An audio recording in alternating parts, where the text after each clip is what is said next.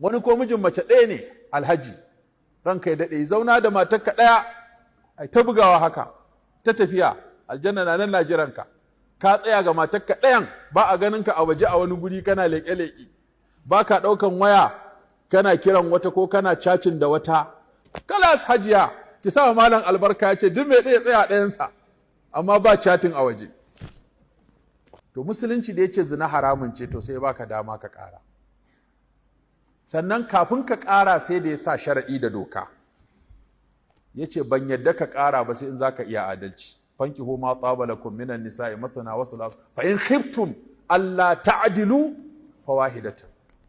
In ba za ka iya adalci ba, Allah ya ce ka tsaya a ɗaya. Zaka duk wanda ya tsaya a ɗaya ni bai min laifi ba. Saboda ka ji tsoron ba za ka yi adalci ba, ka tsaya a ɗaya ka. Kuma haka ne daidai. Akwai mijin mace ɗaya wallahi in ya ƙara ta biyu sai ya halaka. Akwai mijin mace biyu in ya tsaya ɗaya wallahi sai ya halaka. Zaka in ɗaya ne za ka iya ka tsaya a ɗayanka, kuma ba kai wa kowa laifi ba. In ma wallahi ka ce ba za ka yi auren ba, in dai ba za ka yi zina ba, malamai sun ce wallahi ba laifi, in dai ibada ce ta shagaltar da kai ko yi wa addini hidima. Suka ce Ibn Taymiyyah ya rubuta littattafai wanda za su iya cika masallacin nan, amma bai yi aure ba har ya mutu, kuma bai wa kowa laifi ba. Imamun Nawawi duk kuna jin labarinsa mai Riyadu Salihin mai arba'u, har ya koma ga Allah bai aure ba. Akwai littafi ma da wani ya rubuta sunansa al-ulama'ul uzzab allazina atharu ilma ala zawaj. Ya kawo mutane 36 ba wanda ya taba aure a rayuwarsa, har da mace. Dan haka ne ma Ibn Taymiyyah yace yin aure ga mace ba wajibi bane idan ba za ta yi zina ba. Wata mata ta ce ya Rasulullah, wai me ya haƙƙin miji akan mace? Yace da yana da gyambo, ki sa harshe kina lashewa, gyambo ki sa harshe kina lashewa, biki bi haƙƙinsa. Ta ce wallahi ba zan aure ba. Shikenan annabi ya ce to shikenan, sai ki je ki kula da kanki.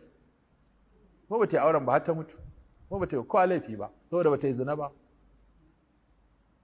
To kaka ga mutum ya ƙin aure ka dinga zagin sa, in dai ba lalatacce bane, baya zina baya luwaɗi, mace ba ta zina ba ta maɗugo, shikenan ta je ta rayuwa ta ibada, karatun Qur'ani, hidima ga al'umma, har ta rasu ba ta yi laifi ba, kuma aljanna tana nan tana jiranta in ta bi Allah. Wani ko mijin mace ɗaya ne alhaji, ranka ya daɗe, zauna da matarka ɗaya ai ta bugawa haka ta tafiya, aljanna na nan na jiranka. Ka tsaya ga matarka ɗayan, ba a ganin ka a waje a wani guri kana leƙe-leƙe, ba ka ɗaukan waya kana kiran wata ko kana cacin da wata, ga ɗaya a gida kana cacin da 7 a waje.